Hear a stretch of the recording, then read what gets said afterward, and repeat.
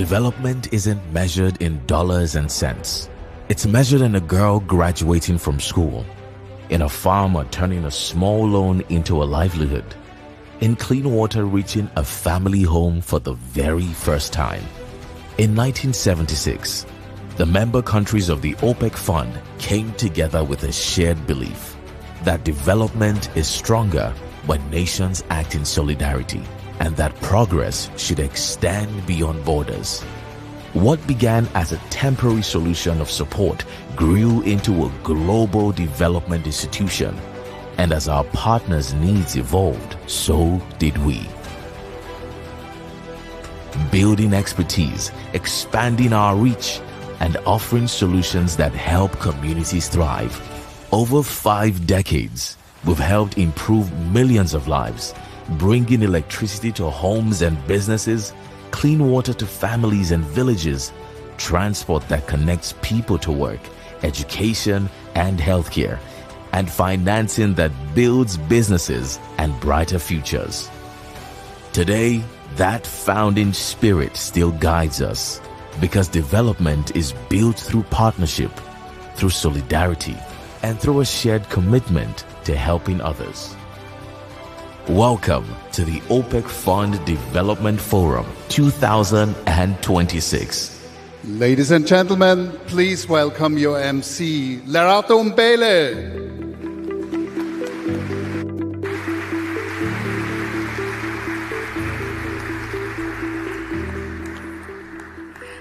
Much appreciated. Your Excellencies, Honorable Ministers, Heads of Development Finance Institutions and Development Agencies, distinguished guests, ladies and gentlemen, it gives me the greatest pleasure to welcome you to the 5th edition of the OPEC Fund Development Forum 2026 in what is a milestone year for the Fund as we honor 50 years of development impact. The opening video message you've just seen has a poignant, simple reminder for us, and that is that development is fundamentally an action. It has a human face. You can't just measure development by statistics, but by the quality of lives impacted. How investments help countries transform and change their trajectories to be more meaningful players in a globalized world.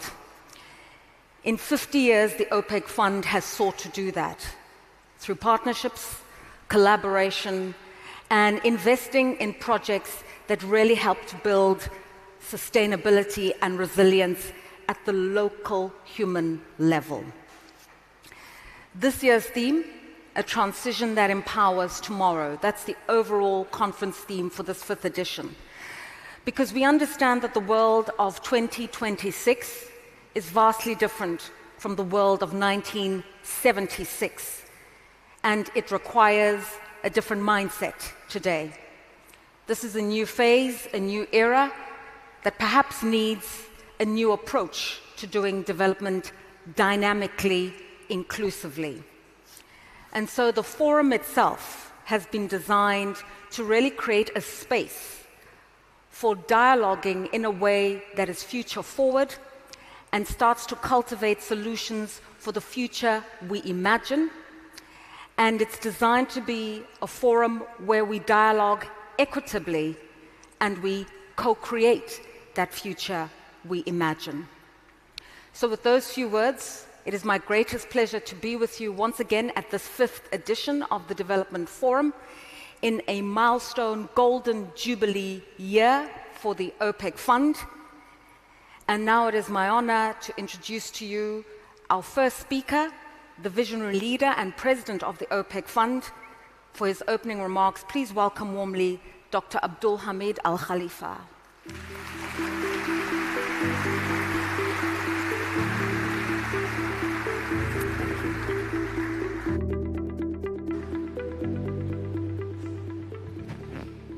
Bismillah ar-Rahman ar-Rahim.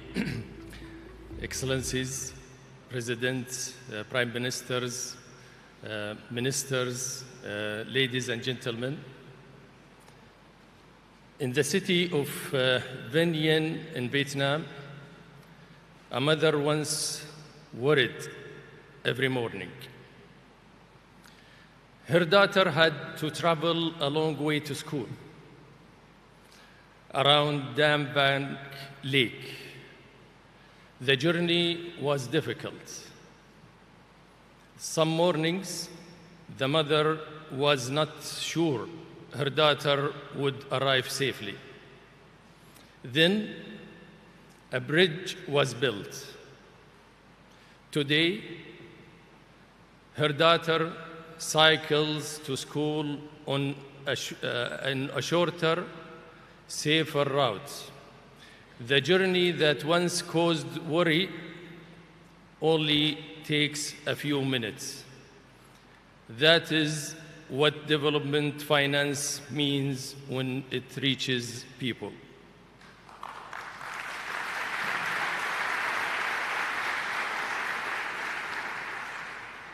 Excellencies, ladies and gentlemen, welcome to Vienna and welcome to the 5th edition of OPEC Fund Development Forum.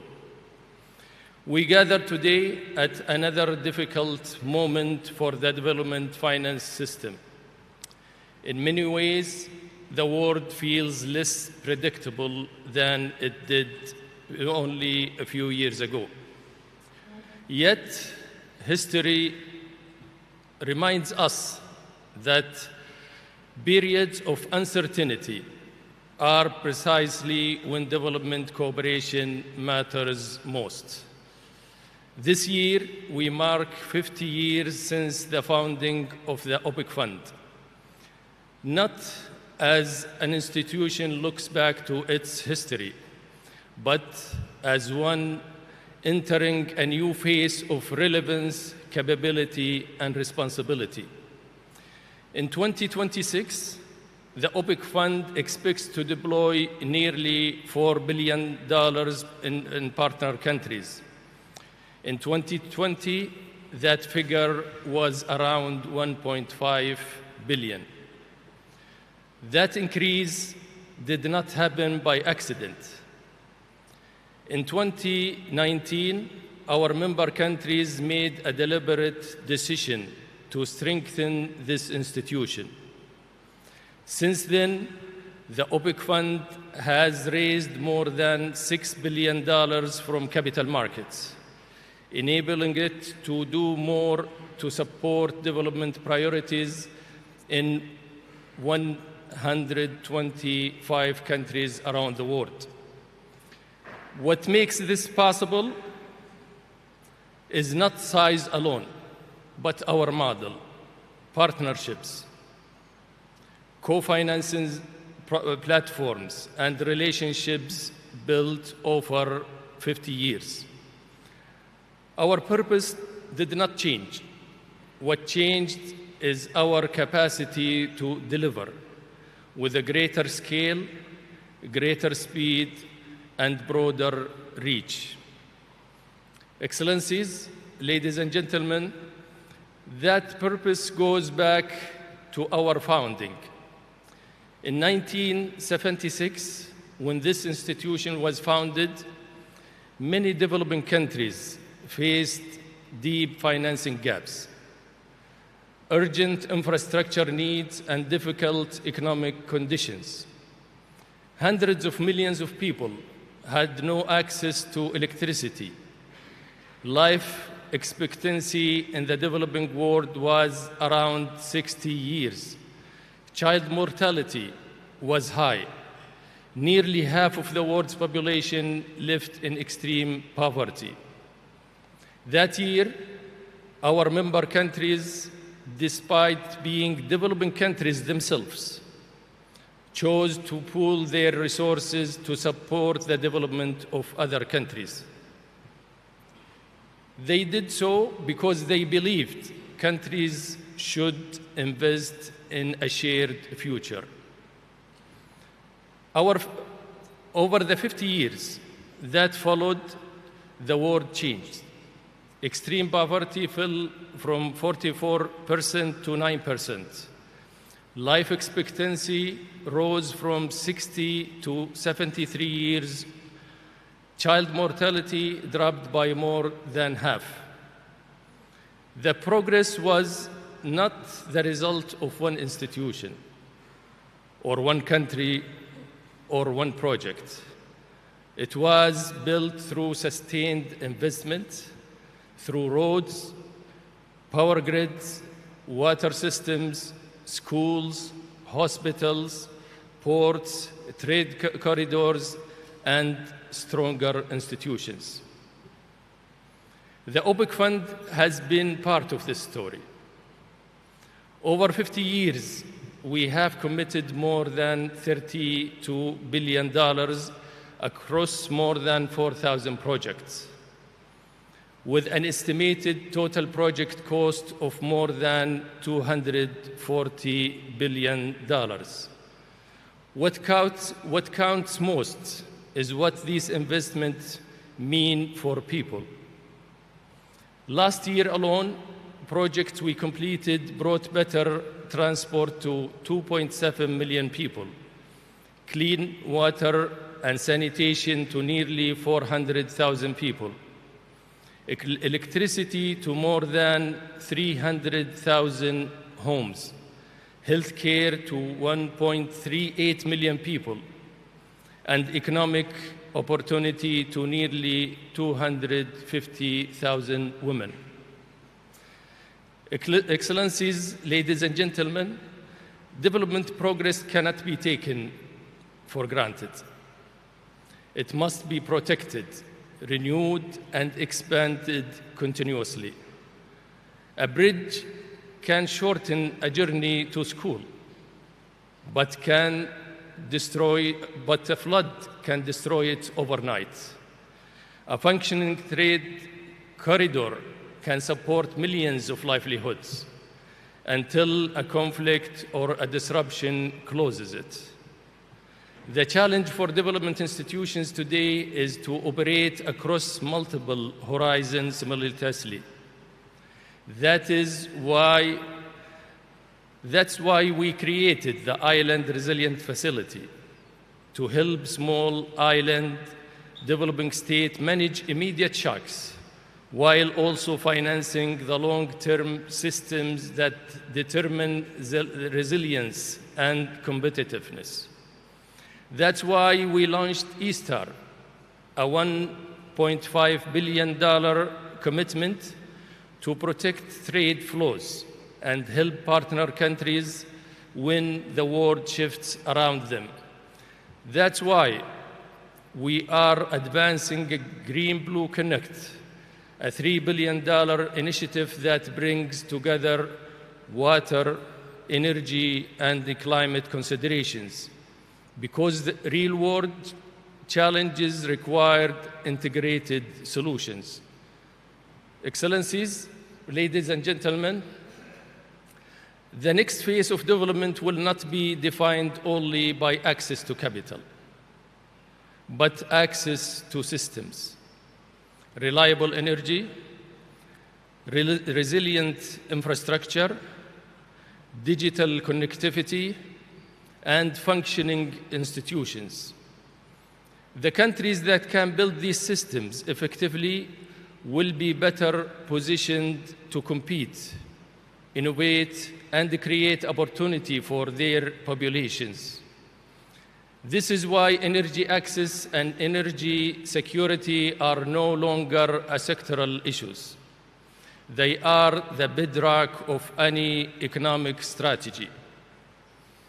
Today, we will discuss how local economies can capture more value, how cities can create opportunities, how infrastructure can connect communities and markets, how energy and water systems can be made stronger, and how digital tools can help government serve people faster and better.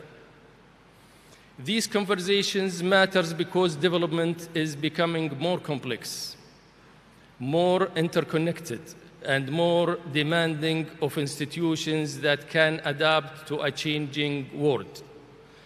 For the OPEC Fund, this means looking beyond the scale of our financing alone. Our ambition for the years ahead is to deliver development faster, broader, and with a greater impact through stronger partnerships, innovative financing, and solutions that respond to the realities the countries face. We want to help countries build the systems that power modern economies so they can grow, compete, and create opportunity for their people. Ultimately, our success will be measured by the opportunities we help create, the resilience we help build, and the lives we help improve. That is the future we are working ahead for. 50 years ago, our member countries chose cooperation over indifferences. They chose long-term partnerships over short-term advantage. And they chose to invest in the future of countries beyond their own borders. That vision remains just as necessary today. Development cooperation is not inevitable. Each generation must choose to renew it and sustain it. In Benyan, that choice means a girl now travels to school on a safer road. For her family, this infrastructure means opportunity. It means dignity. It means possibility.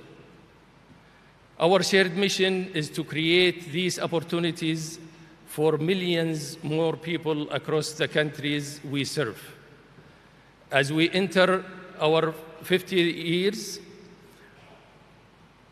as we enter our next 50 years, that remains the standard by which we will measure our success. Thank you.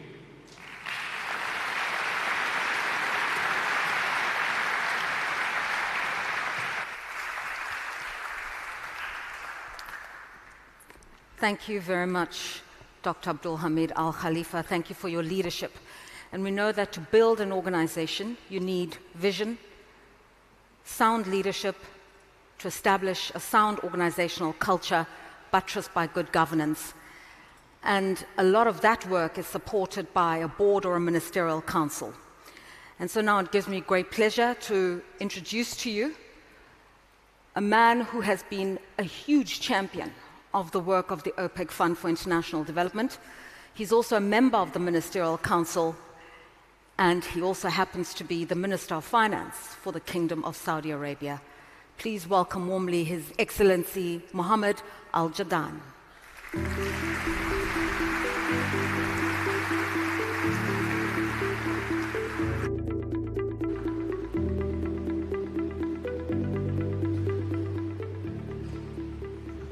Assalamu alaikum wa rahmatullahi wa barakatuh.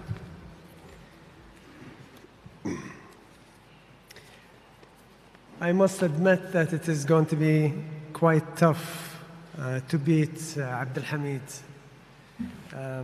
A minister coming after a president is quite a challenge, but I will try.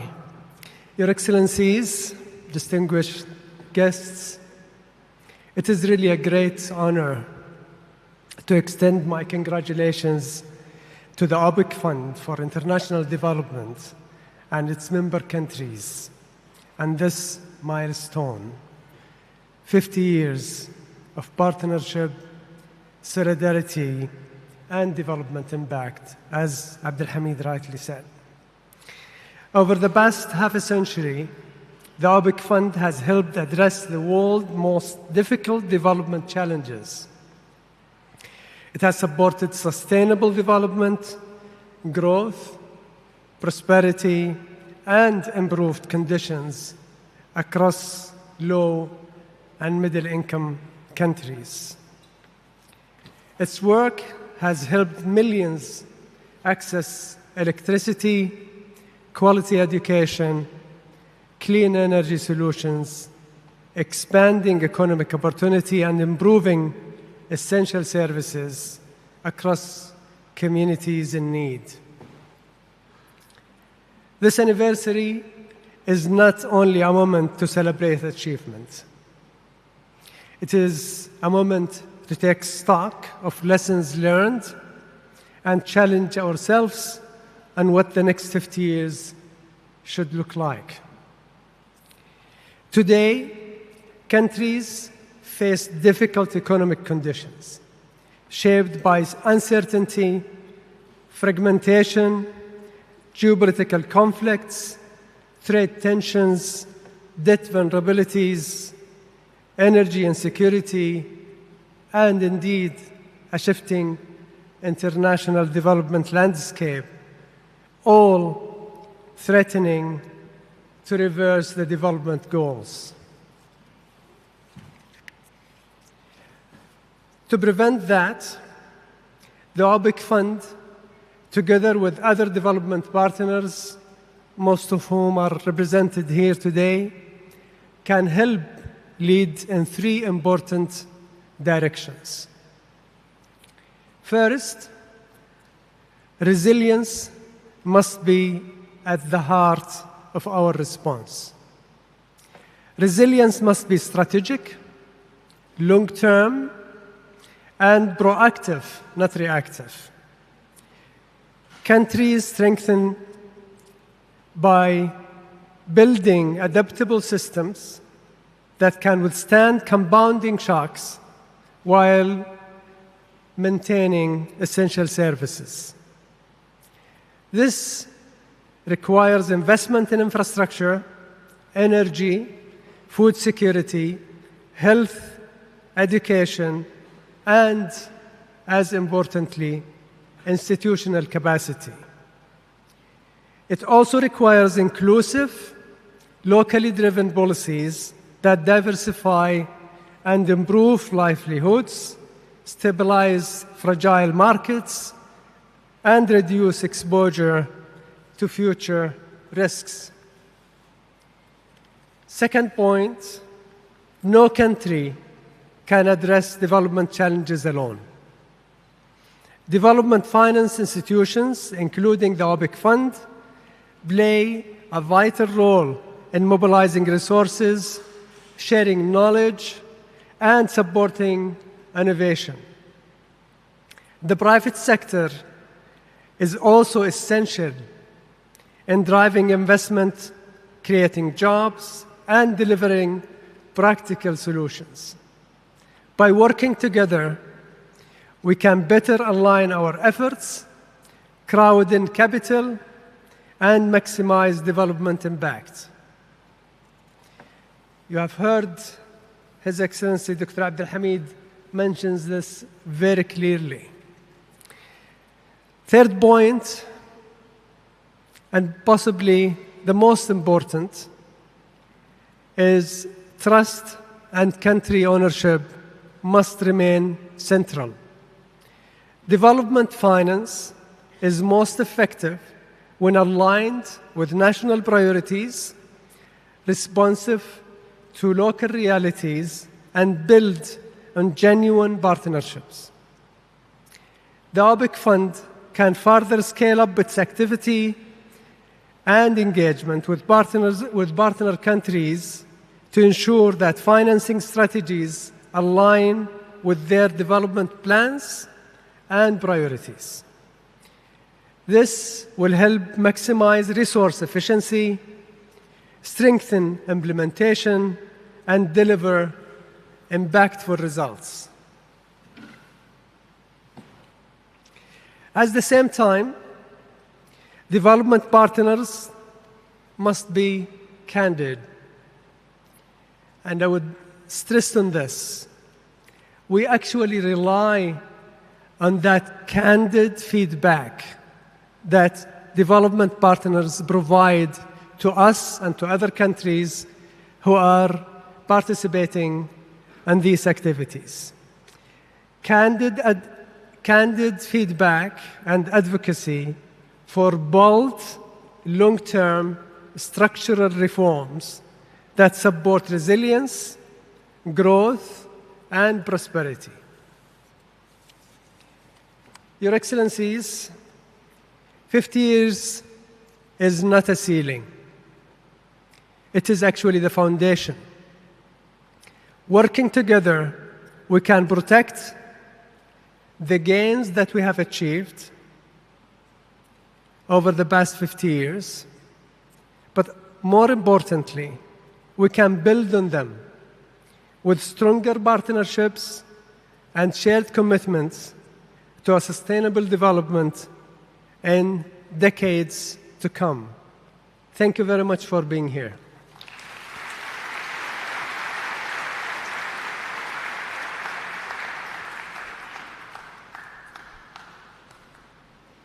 We thank you very much, Your Excellency, the Minister of Finance for the Kingdom of Saudi Arabia, Mohammed Al Jadaan. So, distinguished guests, as you drove to the conference venue today, I'm sure you marveled at the beauty of Vienna.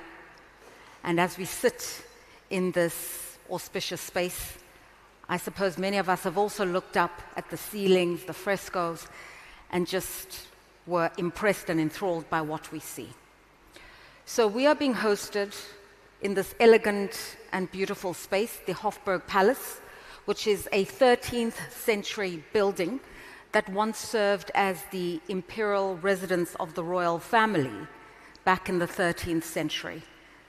Well, today, Austria is a more egalitarian society, and all of us, regardless of station, can enjoy being in this place and can also enjoy the beauty and splendor of the city of Vienna, its cuisine, its music, its historic traditions. And we're really grateful for the support of the government of Austria. And so now it is with pleasure that I introduce this video message by His Excellency the President of the Republic of Austria, Alexander van der Bellen. Dear President Al Khalifa, Excellencies, dear colleagues, ladies and gentlemen, it is a great pleasure to welcome you all to Vienna for the 5th OPEC Fund Development Forum to mark the 50th anniversary of the OPEC Fund for International Development. My sincere congratulations to the organization, its member countries, its leadership, and its dedicated staff on this important milestone. The presence of so many high-level participants today reflects the importance of the organization and its purpose. Since the establishment of the OPEC Fund for International Development in 1976, Austria has had the privilege of serving as its home. As a host country, we are proud to support the fund which, for decades, is contributing to international cooperation, sustainable development, and global solidarity. Austria shares these commitments. This is reflected in our cooperation with the OPEC Fund through the Austrian Development Agency.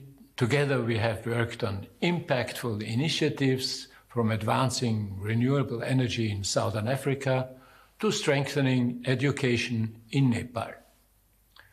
Ladies and gentlemen, among the many global challenges we face, the climate emergency and the urgent need to transition to sustainable and secure energy systems is among the most defining for our future. This transition is about more than technology and infrastructure. It is about strengthening resilience, empowering people and communities, and creating new ways for sustainable growth. Our motto today, a transition that empowers our tomorrow, captures this ambition. Achieving this goal will require determination, investment, and strong international partnerships. Institutions such as the OPEC Fund play a crucial role in this regard. As we celebrate the Fund's achievements of the past 5 decades, I therefore encourage all of you to continue the support and cooperation for the global energy transition. We need all hands on deck. In this spirit, I wish you all a productive and forward-looking exchange today and continued success to the OPEC Fund in the years to come.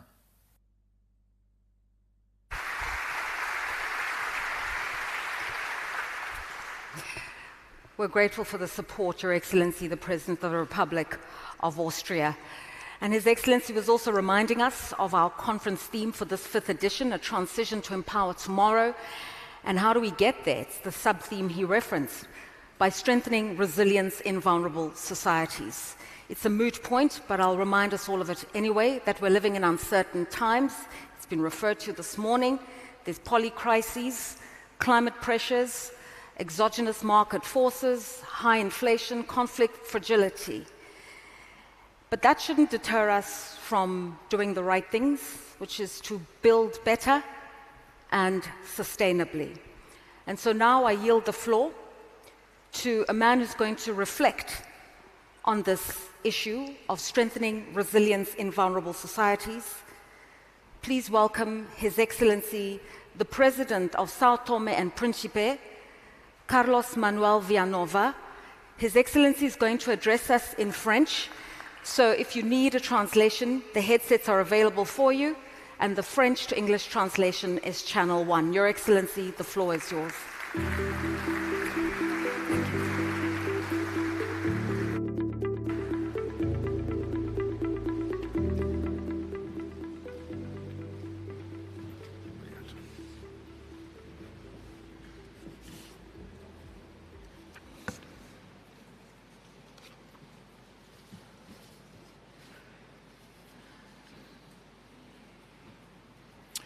Morning.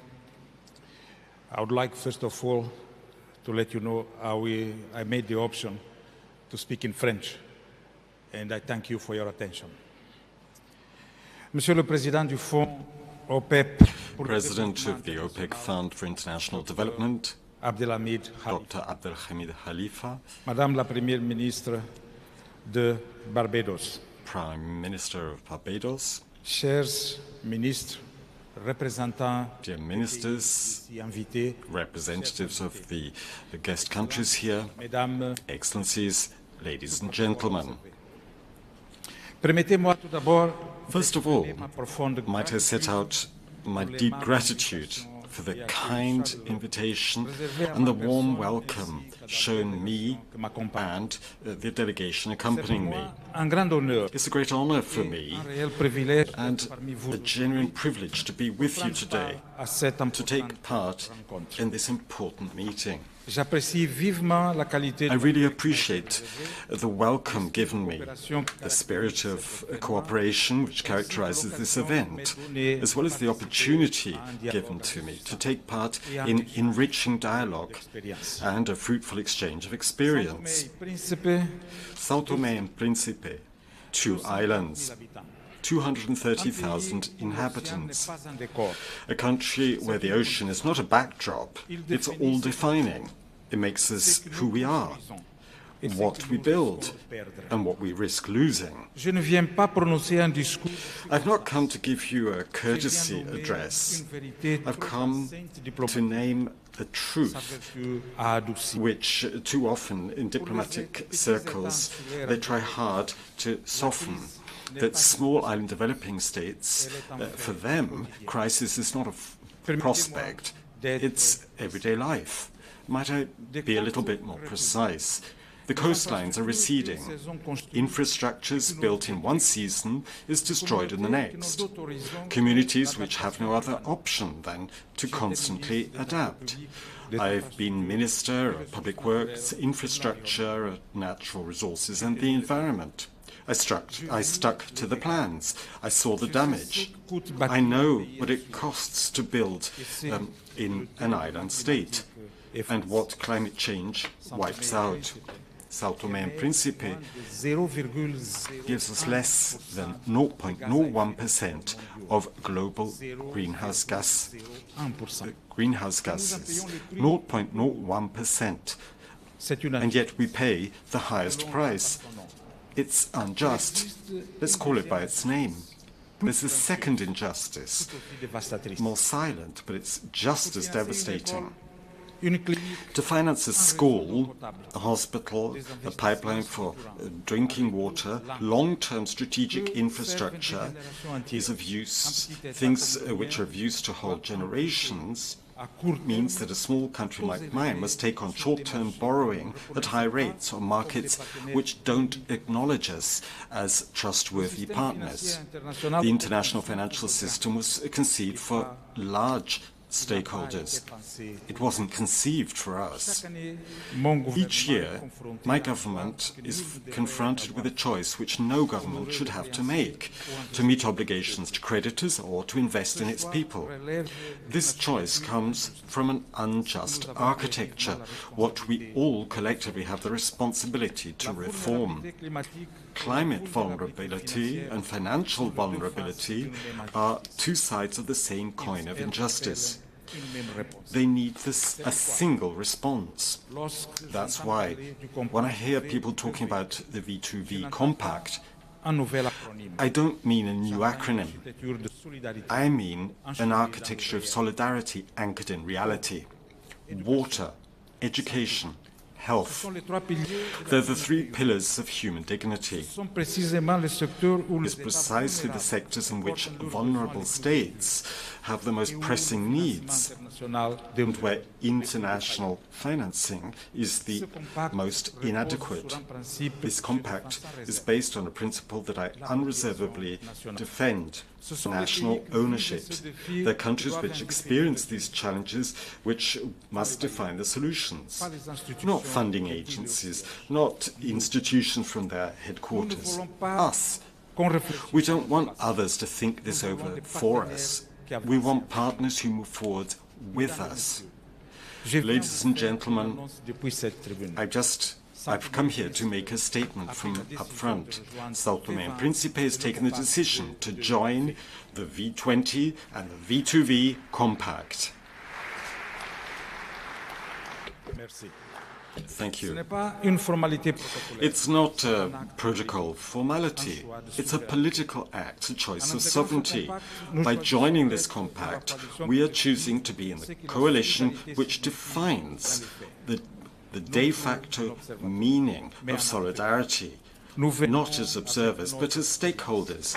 We come with our experience, our determination, and the voice of a people which has a right to something better. But to conclude with the crux of this, behind each piece of data to which we refer in this room, there is a face, a mother who walks miles and miles for drinking water, a child deprived of schooling for a lack of infrastructure, a patient without access to medical care. They're not symbols, they are realities. Vulnerability is not preordained. It's a condition that ambitious partnerships can transform into viability, dignity, a future. But that won't come about on its own. That comes about when leaders who meet in bodies like this choose to promote action over sympathy. I express my gratitude to President Khalifa and to the OPEC Fund, to Barbados, and to the CVF V20, to all of those who have had the courage to build rather than to talk. We're here, we're ready. In this emergency, we have no time to waste. Thank you.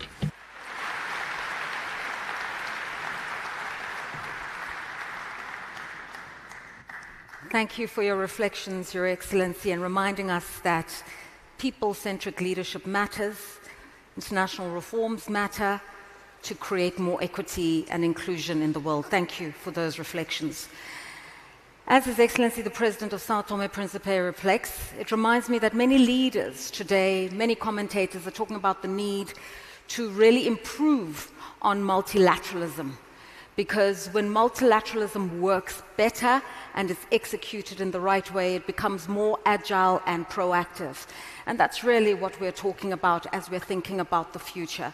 So our next feature is a conversation to be led by Her Excellency, the Prime Minister of Barbados, Mia Mottley, who's also the chair of the V20, and she'll be sharing her insights with Noor Amash, a senior anchor for Al Ashaq Business at Bloomberg, in conversation. Your Excellency and Noor.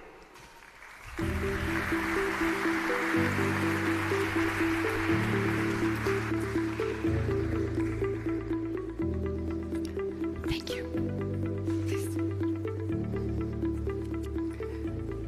Good morning. Good morning. Good morning, everyone. Your Excellencies, distinguished guests, welcome to this session at the OPEC Fund Development Forum 2026. We meet today at a moment when many vulnerable countries are being asked to manage debt pressure, climate shocks, and development needs all at once, while investing in the systems that underpin long-term resilience, from water to education and health. This conversation today is intended to explore the thinking behind the Vulnerability to Viability Act, the V2V Compact, and the broader efforts to align financing more closely with the realities facing climate-vulnerable countries. It is my privilege to welcome here Prime Minister Mia Amore-Motley of Barbados, who joins this conversation today in her dual capacity as Head of Government of Barbados and the chair of the CVF V20. Prime Minister Motley, thank you for being with us here today. Thank you for having me here and being able to help celebrate this momentous occasion with the OPEC Fund for Development. 50 years is a significant milestone, especially when you've done good for people. Thank you so much. So without further ado, we would like to start. And also allow me to congratulate OPEC Fund on its 50th anniversary, and I join my voice to their excellencies that have spoken earlier here today. So let's start our conversation by talking about the V2V Compact, which is built on simple but demanding principle that countries lead and partners align. So I will direct the question directly to you. With the compact being adopted here today, what has actually shifted in how partner institutions are thinking and acting, and what still needs to change? Let me give you context. Last October, the Inter-American Development Bank invited a number of us to meet with members of the Arab Cooperation League, in particular the OPEC Fund for International Development and a number of the sovereign wealth funds of the Gulf states. And as chair of the V20, I asked a simple question. Are we prepared to make a serious course correction in international development finance?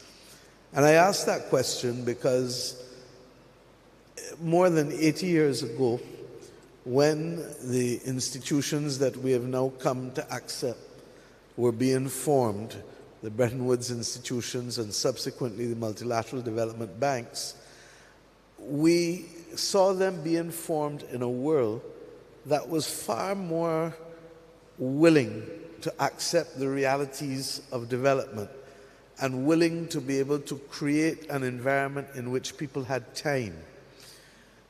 Britain, when it fought World War I, went and issued bonds in 1914 and 1917.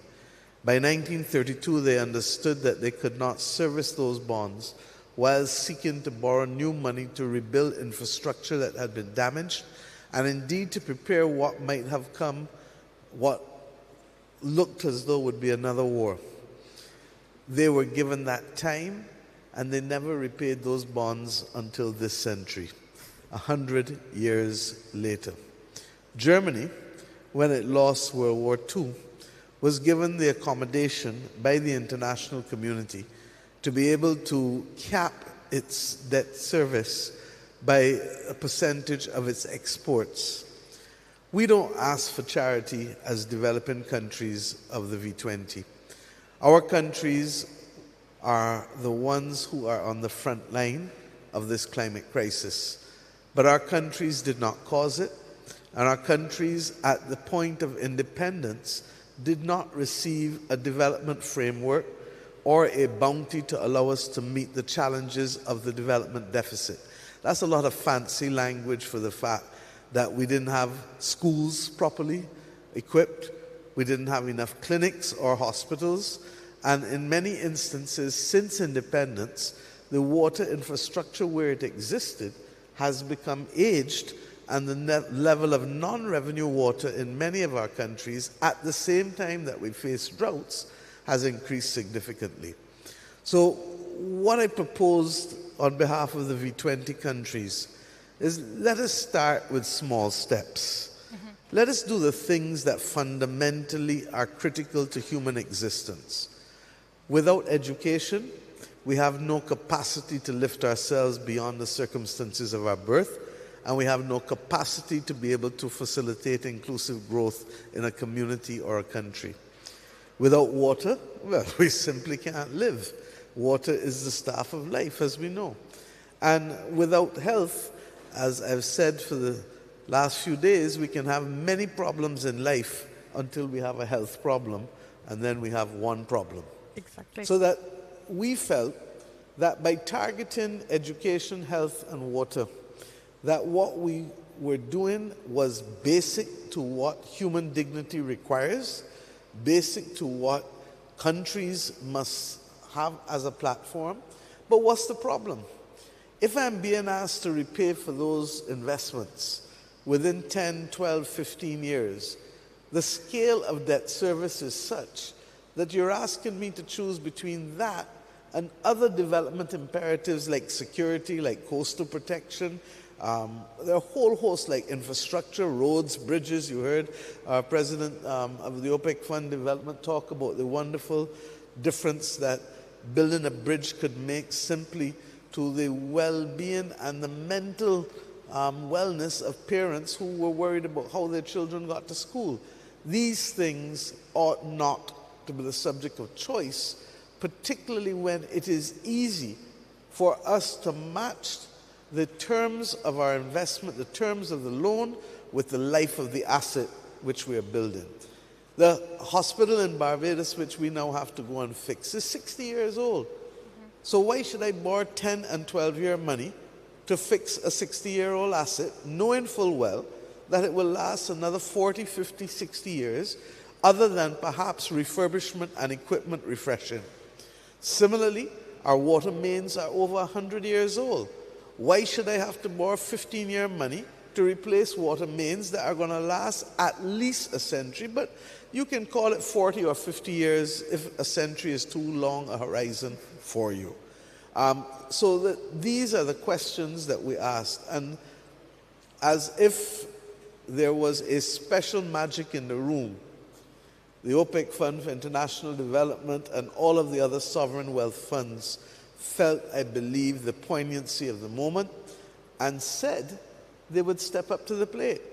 And I'm here today to report that for the last 10 months, our teams in the V20 from Barbados, from the Arab Cooperation League, but in particular being led by the OPEC Fund for International Development, have literally worked non-stop in order to allow us to be here, because we believe we can send the world a message. And we believe it is a message coming from the global south to the global south, that where there is a will, there is a capacity to do ordinary things in extraordinary ways. We are asking simply to finance education, health, and water. And when we look at it, if I contextualize it, that's the Sustainable Development Goals. And it's the SDGs that open up other SDGs. Because if we get those three right, we get a serious momentum to attacking poverty. We get those right, we have a serious momentum to removing gender discrimination. We get those right, we get the institutional development and the partnerships that the SDGs speak about. So let me say from the outset this morning, on behalf of the 74 countries, and I can now say that since we've started, in the last few weeks, we now have 4 countries wishing to join. The president of Sao Tome and Principe is here, and he's made his announcement. The government of Panama has sent its request. The government of the DRC has sent its request, and the government of the Central African Republic has also sent its request. And I have every confidence that we will be close to 2 billion people. We are at 1.7 and rising. And what's the reality? That's a quarter of humanity. That's 1 in every 4 people who stand to benefit from us changing the trajectory of development finance. It should not only be either countries that can benefit from 50-year money, because as I keep saying, one of the hallmarks of our vulnerability is that we can move from upper middle income status to poverty overnight because of the risk of wipeout, literally from hurricanes and from other major calamities associated with the climate crisis. And by the way, it is as if the gods have conspired with us this week in Europe to remind us through the heat wave that there is something called a climate crisis. Yes, I agree with you. Climate change is real. Never have I been in Europe when it's this hot like this year. Yeah.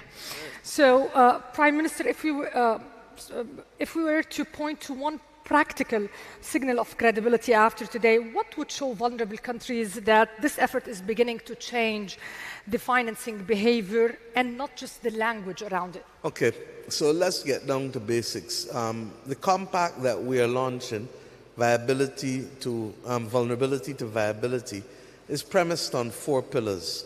1, that we start to scale up concessional finance.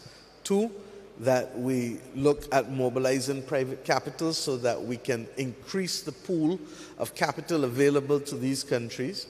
3, that we have country ownership of the programs. And 4, that we take account of the shock adjustment provisions that are necessary. And to break that down, that's simply saying, look, we need to ensure that the loans that we sign have natural disaster clauses, climate debt resilience clauses, whatever you choose to call it. And Barbados has been a champion of this through the Bridgetown Initiative, recognizing that if a hurricane hits us tomorrow, God forbid, and we have a huge set of damage, our natural disaster clauses in our bonds will allow us to pause our debt, both principal and interest, for 2 years in a structured way that does not harm the lender, but that gives the borrower all the elbow room that we need. Now, why is this important? Regrettably, the world has not come to grips yet with the fact that we are on the verge of a crisis with respect to insurance. You cannot get access to insurance in the west coast of the United States of America for wildfires. You cannot get insurance in some parts of Florida with respect to floods and hurricanes. And if you look at what happened, in fact, the results in Mar-a-Lago in the elections held there a few months ago reflected the fact that people can't get access to mortgages because they can't get access to insurance. And we know that what is not insurable is not investable.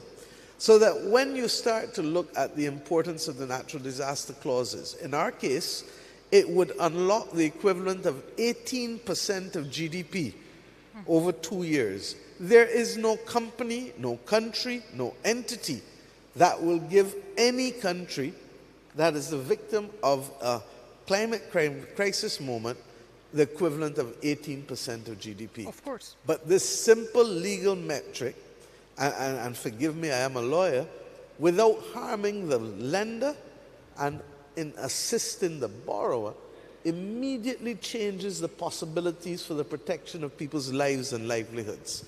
Now, they said to us that the markets will never take it. Oh, you are trying to do that domestically. The international capital markets will never take it.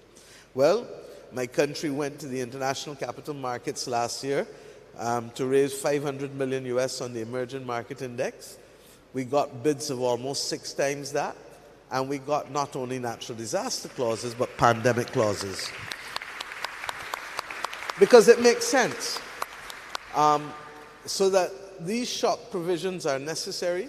The mobilizing of private capital, as I said, the use of guarantees, the use of first losses, a whole range of instruments that can literally enlarge. Just now when President Al Khalifa spoke, he showed you that the amount put in by OPEC as part and parcel of a larger pool of funds that triggered development for so many projects.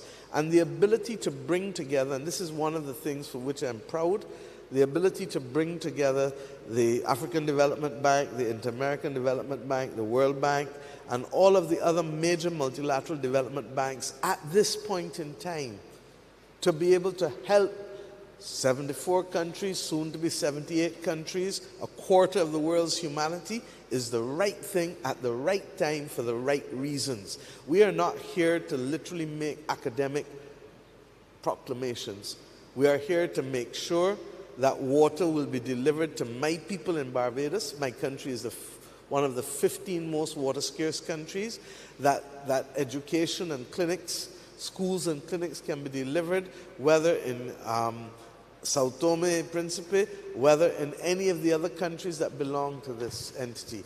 And it can only happen if there is respect for the issues and the wishes of the country, such that it is a country-owned program rather than a top-down imposed set of metrics from those who are understanding of development but who do not understand the needs of the particular country.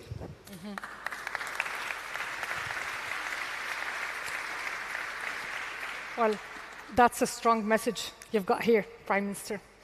So if we want to talk about between Vienna today and the October annual meetings, the white papers process will translate the compact's 4 pillars into concrete implementation pathways, financing mechanisms and targets. So, Prime Minister, what would success look like by October? How will you be able to measure it? What does success look like? 40 and 50-year loans for schools, to build hospitals, to build clinics, to replace water mains. 40 and 50-year loans at concessional rates. We want the lenders to make money, but we want the persons who are borrowing to be able to pursue other investment opportunities with those same lenders, by the way. But it is Hobson's choice for us to have to choose between, do we protect our coastal infrastructure or do we lay water mains? In one instance, the water mains lead to non-revenue water, so that for every gallon of water that goes through the pipes, you lose half of a gallon. Similarly, if you don't do coastal protection, you run the risk of saltwater intrusion into your aquifers. But if I can only borrow X amount because my debt service is high because I'm repaying within 10, 12 years, I have to choose between the water main replacement and the coastal protection. So it means that I end up saving the amount of water that goes through the pipe, but I end up losing the source of water because of saltwater intrusion. It is madness, it makes no sense, and it keeps developing countries into a perpetual vicious cycle if we do not have the courage and the capacity to say we have solutions that will not hurt anyone, but that can create and amplify the opportunities such that the numbers and the metrics shown on the screen of increasing life expectancy from 60 to 73 can go to 80 or 85, or that the number of children who die, instead of it being 37 per thousand from 93, we can get it down to 10 per thousand. My country, and I haven't even told my ambassador who's here with me, because she announced it as a young Minister of Health 30 years ago, when Barbados guaranteed AZT to pregnant ladies to ensure that we could minimize the transmission of HIV from mother to child.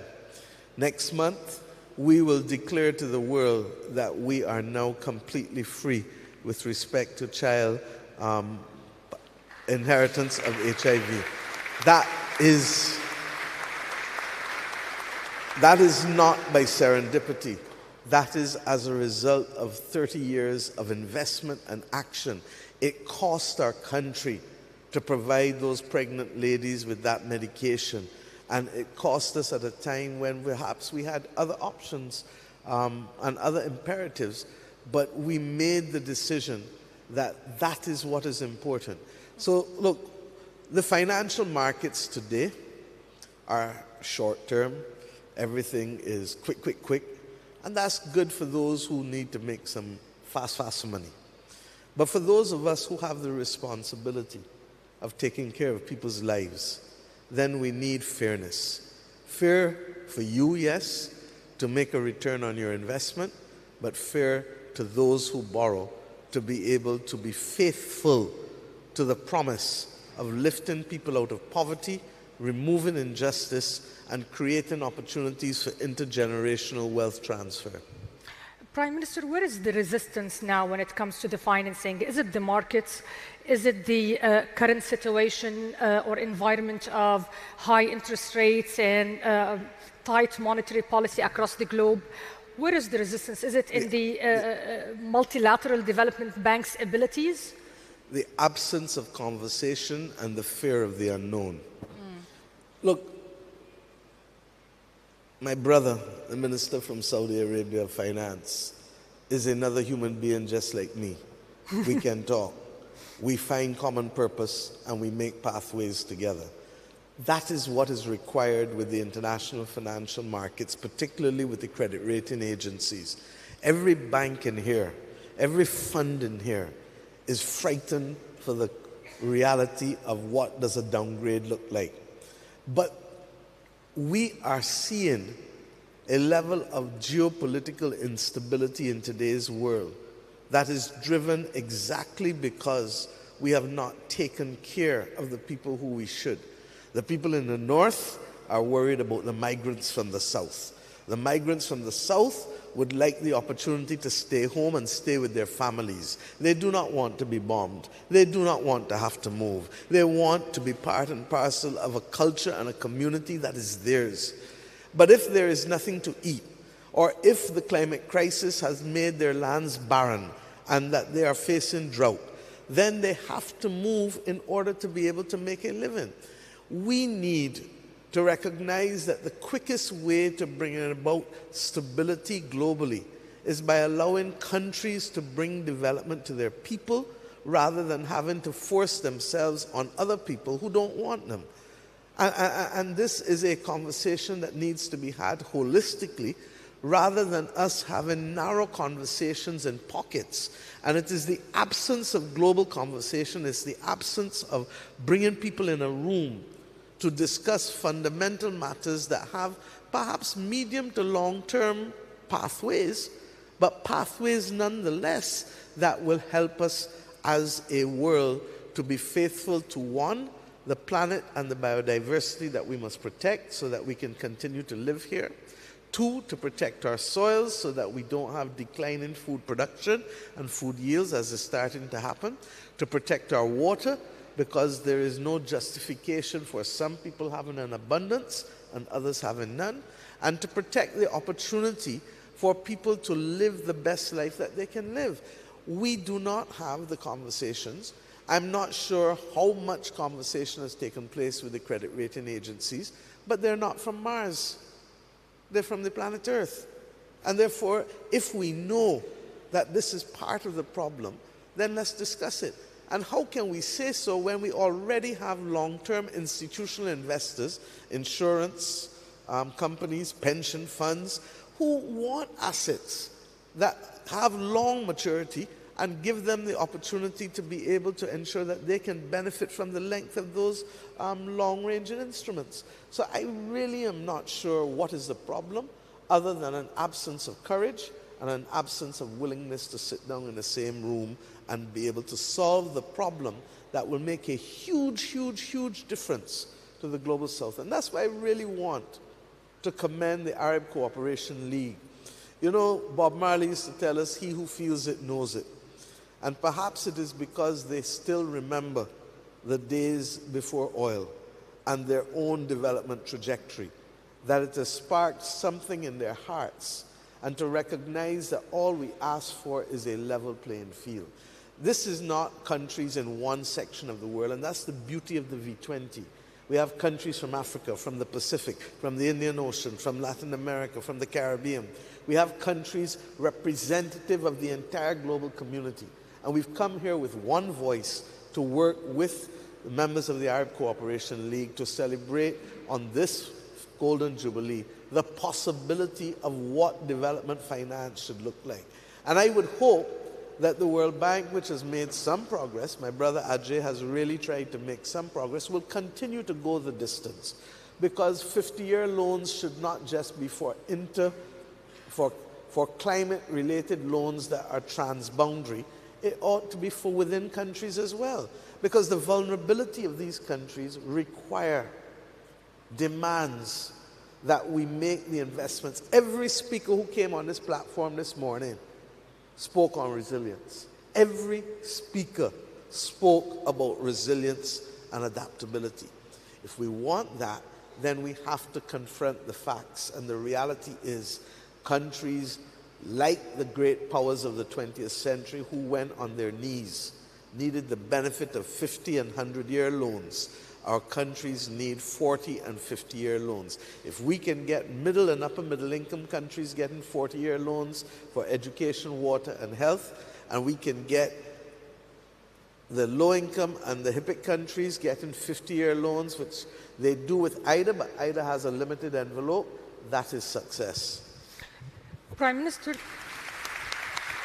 And if we can add the natural disaster clauses, and one thing I haven't spoken about is the debt swaps. The debt swaps are real. And Barbados has been able to do a debt swap for blue bonds, where over 15 years, we are able to invest the savings in marine protection. And then the second one, which we did, which was quite innovative, was to aggregate the savings that you would get and make an investment into a capital asset, a new sewage treatment plant that treats water to ensure that we send treated water into the aquifers and also pipe it to an area for agricultural development. And we were able to do that with the help of the IDB, with the help of the Green Climate Fund, and with the help of the European Investment Bank.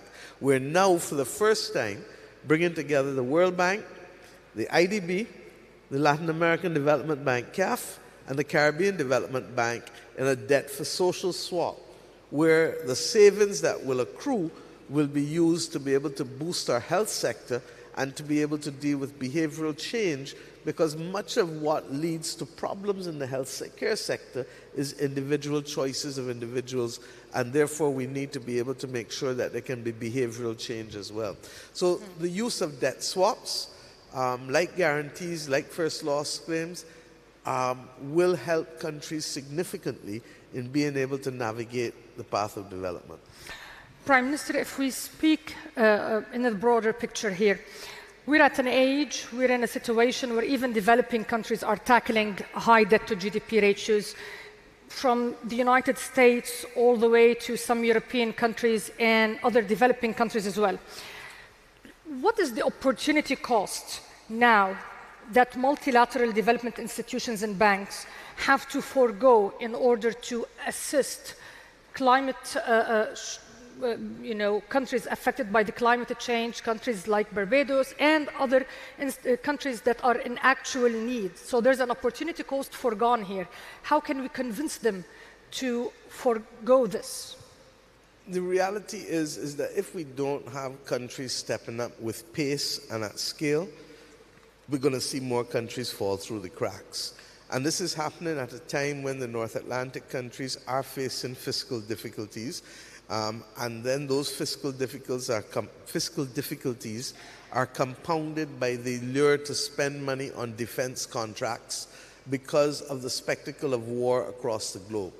But the reality is that if we don't stabilize some of the developing countries that we have, we will find that they too will then add to the creation of greater insecurity.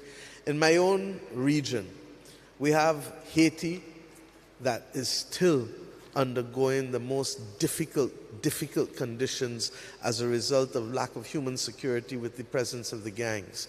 We have Cuba that is facing an unbelievable humanitarian crisis as a result of the lack of access to fuel. And that has other wider geopolitical implications that we need to confront, because if there is an exodus from Cuba and Haiti, where do you think they will first go? To countries that are nearest. Who are the countries that are nearest to them geographically? And we can come to the Middle East and see what is happening here.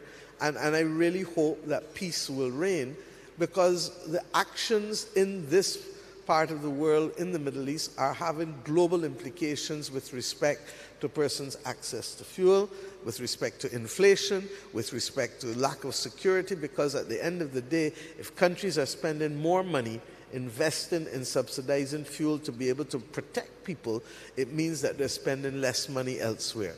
So that we need peace, we need security, but we also need to make sure that we don't add countries to that insecure pool. And that is what will happen when development is not brought to people. People will rise up, and we've seen it from Europe to Asia to Africa to the Caribbean. Prime Minister Motley, thank you so much for joining me in this conversation. It was a very insightful discussion, and thank you everybody for listening to those remarks by Prime Minister Motley. Thank you, and let us leave Vienna.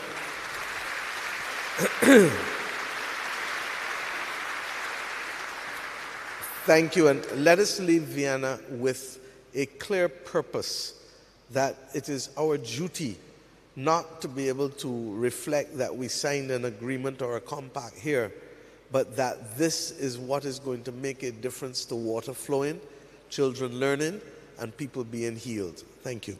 Thank you. Let's see. Please allow me to ask President Abdul Hamid Al Khalifa, President of OPEC Fund, to the stage. Thank you.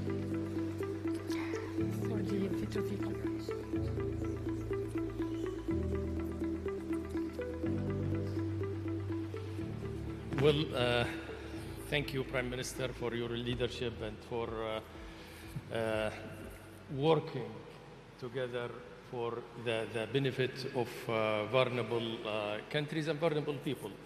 And as we listen today, we need a system that is more responsive to the need of vulnerable groups and vulnerable countries, and also put them on the driving seats when it comes to decision making. And this is maybe a great privilege to, with Her Excellency, the Prime Minister, to announce the Vulnerability to Viability Compact, which is going to be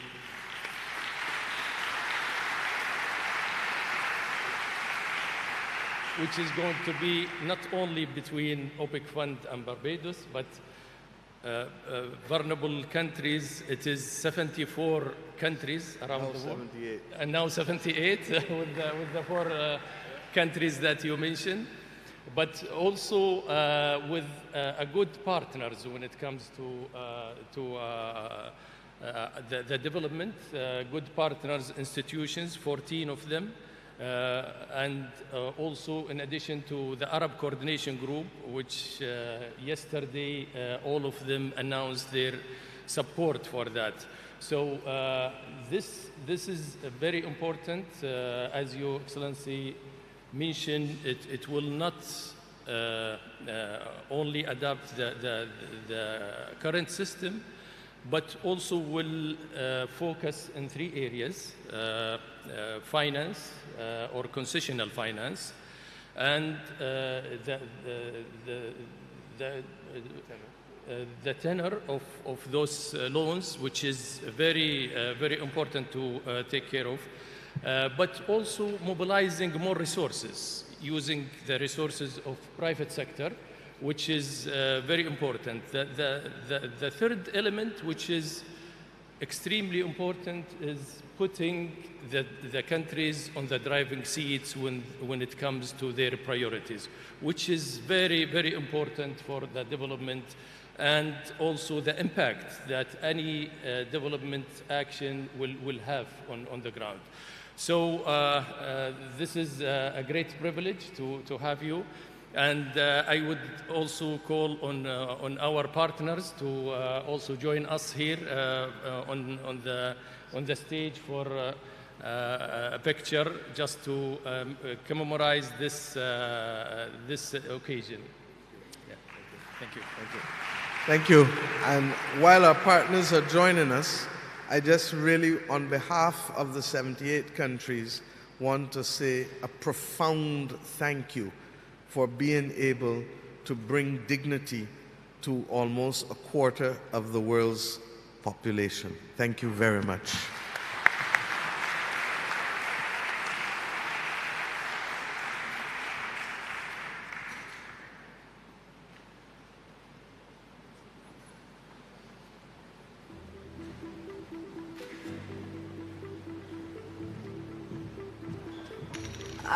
Ladies and gentlemen, as we allow our partners to take their photograph, let me just remind you, in a short while we'll be having a 30-minute coffee break, and then we will resume with the conference agenda in the gallery space adjacent and in the ceremonial hall just behind us. So coffee break for half an hour, please. Thank you.